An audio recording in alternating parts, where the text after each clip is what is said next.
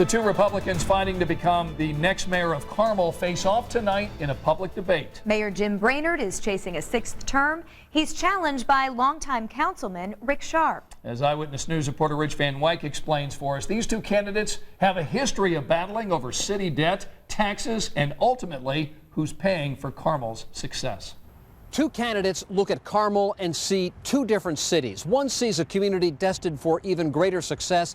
The other sees a financial crisis looming in the future. Carmel's population has more than tripled.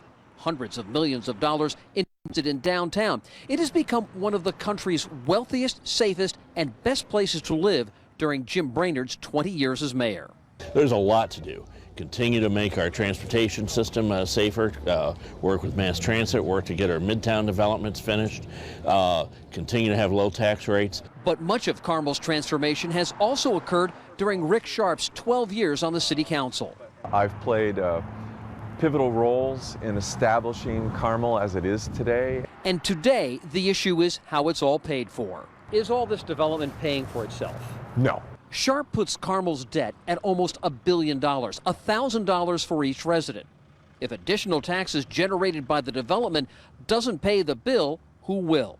When I'm mayor, we're going to restructure things so that we make sure that the taxpayer doesn't have to, but under the current structure, ultimately it's the taxpayer that's at risk. Brainerd insists taxpayers aren't at risk and Sharp's math is wrong.